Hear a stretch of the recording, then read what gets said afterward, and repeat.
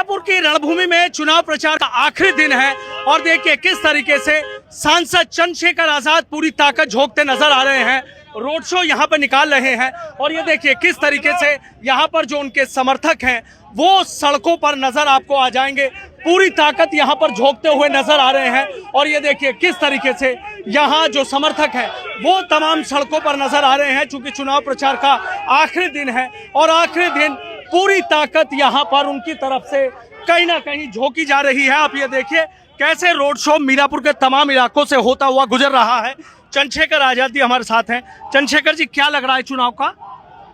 देखिए, जहां तक मैं समझता हूं कि जनता तो अपना फैसला उसी दिन कर चुकी थी जिस दिन एक निर्विवाद कोई भी जाति धर्म का व्यक्ति जिसको ये नहीं कह सकता कि उसने किसी के लिए कुछ बुरा किया। पार्टी के साथ साथ प्रत्याशी की छवि भी बहुत बड़ा काम करती।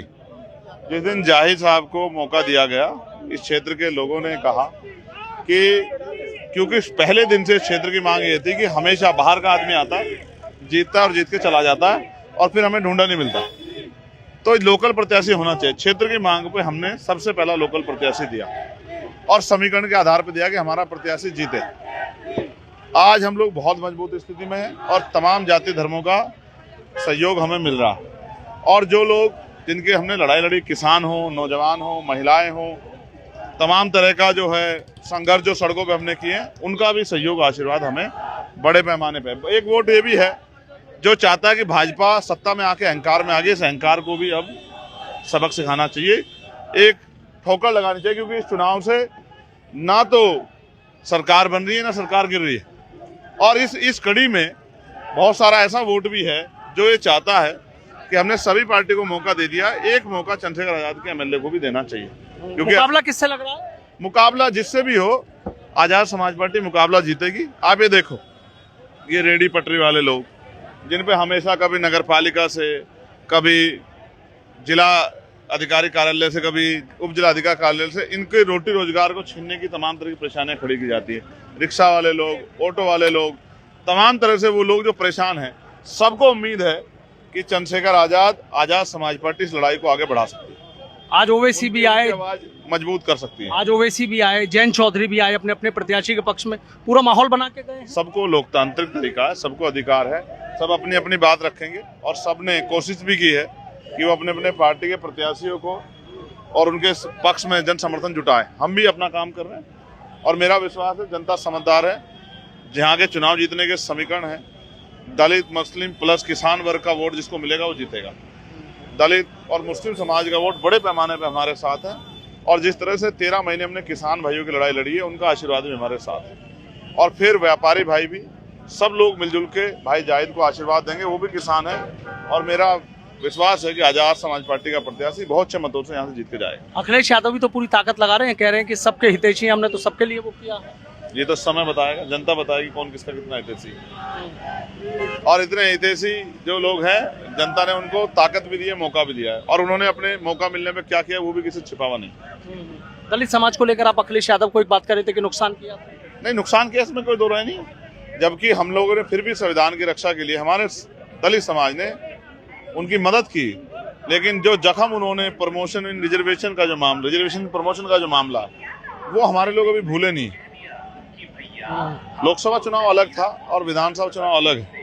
उनकी पार्टी के लोग जा रहे हैं प्रचार करने, हमारे लोग कह दे रहे हैं कि हमने पिछली बार देश बचाने के लिए, संविधान बचाने के लिए चंद्रशेखर आजाद के आदेश पर अखिलेश यादव और इंडिया गठबंधन के लोग वोट दिया था, अब हम अपने भाई को वोट देंगे। अभी आपने देखा कि अखिलेश यादव, राहुल गांधी की अगर बात कर लें, राहुल गांधी, प्रियंका गांधी, 9 सीटों पर चुनाव है, किसी सीट पर नजर नहीं आ रहा, क्या लग रहा है?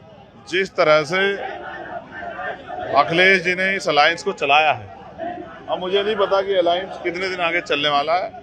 और कोई भी अलायंस बिना सहयोग के नहीं चलता, जहां तक मैं समझता हूं। लेकिन शायद बड़ा दिल दिखाने में उत्तर प्रदेश के नेता कामयाब नहीं हुए, इसी वजह से उनकी पार्टी के उनके सहयोगी ने उनसे दूरी बना रखी। लेकिन अगर वो आते तो आपको लगता है कि चैलेंजेस और बढ़ते? अब बढ़ते, बिल्कुल बढ़ते, क्योंकि उनसे भी लोग, उनका समर्थन भी बड़े पैमाने पे है, उन्होंने लोग काम भी किया है।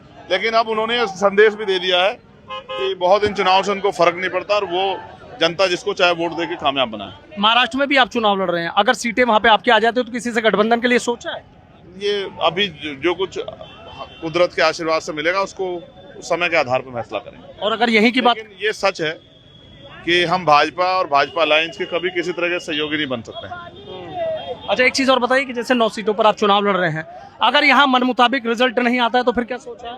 लगातार मेहनत करेंगे, कमियों को ढूंढेंगे, कमियां क्या कहाँ रही है उन कमियों को दूर करने का प्रयास करेंगे और फिर वापस मैदान में रहेंगे। हमें तो उत्तर प्रदेश की जनता की सेवा करनी है और जब तक हम में ताकत रहेगी हम सेवा करते रहेंगे, यहाँ के किसानों की, नौजवानों की, यहाँ के पढ़े लिखे बेरोजगारों की, सफाई कर्मियों की, आशा बहनों की, आंगनबाड़ी बहनों की, भोजन माता की, ग्राम रोजगार सेवकों की, पीआरडी के जवानों की, पुलिस के जवानों की, होमगार्ड के जवानों, जिसकी आवाज हम पार्लियामेंट के जरिए उठाएंगे, सड़कों पर लड़ाई लड़ेंगे, किसानों के फसल को उचित दाम मिले, किसानों के साथ डीएपी में जो घोटाला हो रहा वो ना हो, तमाम चीजों पे लड़ते रहेंगे, लड़ाई लड़ेंगे। चूंकि चुनाव प्रचार का आखिरी दिन आपने देखा और भी नेता यहाँ पर पहुंचे, जयंत चौधरी भी आए, ओवैसी भी आए, क्या अब चंद्रशेखर को घेरना इतना आसान है?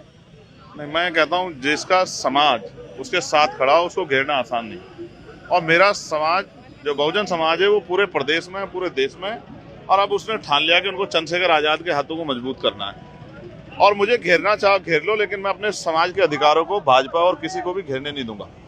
मैं उन अधिकारों की रक्षा के लिए लड़ रहा हूँ, रक्षा को मैं कर मुख्यमंत्री का ये कहना बटेंगे नहीं, कटेंगे नहीं, फिर ये हो गया साथ चलेंगे, एक रहेंगे, तमाम तरह के जो इस तरीके के नारे आए, उनके अलायंस के लोगों ने उनको रिजेक्ट कर दिया। उनके अलायंस के लोगों ने महाराष्ट्र में कहा कि इन नारों का हमारा कोई मतलब नहीं है। तो ये बेल मेल अलायंस जो है और इनका क्या भविष्य, इसमें मैं कुछ नहीं कह सकता। और मुख्यमंत्री को उत्तर प्रदेश में झांसी में भी ध्यान देना चाहिए, जहाँ दसों माओं की कोख सुनी हुई है, उनकी लापरवाही और प्रदेश के प्रति उनका जो असंवेदनशील रवैया उसकी वजह से कि उनको चुनाव नजर आते हैं लेकिन अपना प्रदेश नजर नहीं आता। प्रदेश में मेडिकल हेल्थ की जो फैसिलिटी मिलनी चाहिए वो नहीं मिल रही है, अच्छे स्कूल कॉलेज नहीं मिल रहे हैं और वो कह रहे हैं 27,000 स्कूल बंद करें। किसका नुकसान होगा? गरीबों का, क्योंकि सरकारी स्कूलों में गरीबों के बच्चे पढ़ते हैं, किसानों के, मजदूरों के, गाँव में रहने वाले लोगों का नुकसान होगा। सरकार हमारे रास्ता बंद करना चाहती है, हम सरकार को कुर्सी खींच लेंगे, ऐसा भी हमारे लोग अब मन बना के बैठ गए। कुर्सी खींच लेंगे? हाँ खींच लेंगे, अब देख आने वाले समय में कुर्सी खींच लेंगे। आखिरी सवाल है, मीरापुर में वैसे क्या लग रहा है, मुकाबला किसी से, एक आखिरी सवाल की मुकाबला किसी से, और क्या लग रहा है मतलब नतीजे आपको? नतीजे हमारे पक्ष में रहेंगे और मुकाबले में जितना हम मेहनत करेंगे उतना ही हमारा वोट का अंतर बढ़ेगा जीत का। बीजेपी को लेकर आप शुरू से हमलावर, अब भी हमलावर नजर आ रहे हैं? किसको? बीजेपी को लेकर? उनके कर्मों की वजह से। मेरी उनको कोई व्यक्तिगत लड़ाई थोड़ा ही है, वो अच्छे कर्म ही नहीं करते, सत्ता में बैठे हैं और लोगों को डरा रहे हैं कि कटेंगे बटेंगे। उनको कहना चाहिए कि हम आखिरी व्यक्ति को घबराने की जरूरत नहीं, हम हमारी सत्ता है, हम किसी को नुकसान नहीं देंगे। वो क्या कह रहे हैं? तो जो सत्ता में बैठ के लोगों को डरा रहे हैं वो क्या शासक हो सकते हैं? मैं उनको शासक नहीं मानता। नहीं मानते शासक। और जिस तरीके से ओवैसी भी यहाँ पर हमलावर नजर आए हैं, वो भी पूरी कोशिश कर रहे हैं कि वोटों का, सारा विपक्ष जो है तेजी से जो है चाहता भाजपा हारे, लेकिन यहाँ भाजपा को आजाद समाज पार्टी हारे। समाजवादी भी चाहती है भाजपा हारे, ओवैसी जी भी चाहते हैं भाजपा हारे, तो यहाँ हरा कौन रहा है? यहाँ आजाद समाज पार्टी हरा रही है। मैं उनको भी कहूंगा कि उनको भी आजाद समाज पार्टी के साथ ही जुड़ के लड़ाई को कामयाब करना चाहिए। अच्छा, अखिलेश यादव भी तो पूरी ताकत लगा रहे हैं। तो मैं कह रहा हूँ ना, हरा तो यहाँ आजाद समाज पार्टी रही है ना। ये पश्चिम का क्षेत्र है, ये किसानों का क्षेत्र है, किसानों का आशीर्वाद आजाद समाज पार्टी के साथ है। हमारा प्रत्याशी किसान है, तो किसानों को की लड़ाई को कमजोर ना करे कोई भी, और उनको उस लड़ाई को जीतने में आजाद समाज पार्टी मेहनत कर रही है। जो भी योगदान कर सकते कर। जोश आई है, जोश आई। आप देखो ना, सामने कैमरा घुमाओ, आपको सिर्फ नीला नीला दिखाई देगा, इसके अलावा कुछ दिखेगा नहीं। ठीक है, बहुत बहुत शुक्रिया। तो देखिए, सांसद चंद्रशेखर आजाद हैं, किस तरीके से कह रहे हैं कि यहाँ आजाद समाज पार्टी पूरी तरीके से मुकाबले में है, कहीं किसी से कोई दिक्कत नहीं है। वो बीजेपी पर भी पूरी तरीके से हमलावर नजर आए हैं और इसी के साथ ही समाजवादी पार्टी के मुखिया अखिलेश यादव पर भी चंद्रशेखर आजाद हमलावर नजर आए हैं। सीधा कह रहे हैं कि किसानों की जो आवाज़ है वो आज़ाद समाज पार्टी है और पूरी तरीके से आज़ाद समाज पार्टी अपनी जो ताकत है वो झोंकती हुई नजर आ रही है। लेकिन इतना ज़रूर है कि जो मीरापुर की रणभूमि है वो अब और ज़्यादा दिलचस्प नज़र आ रही है। तस्वीर ये देखिए कि किस तरीके से रोड शो में जो पूरी ताकत है वो कहीं ना कहीं यहाँ झोंकी जा रही है। और आज चुनाव प्रचार के आखिरी दिन तमाम प्रत्याशियों के जो समर्थक हैं, जो पार्टी के अध्यक्ष हैं, उन्होंने पूरी ताकत झोंक के अपने प्रत्याशी के पक्ष में माहौल बनाने की पूरी कोशिश की है। लेकिन जनता के मन में कौन बस रहा है ये 20 तारीख को पता चलेगा।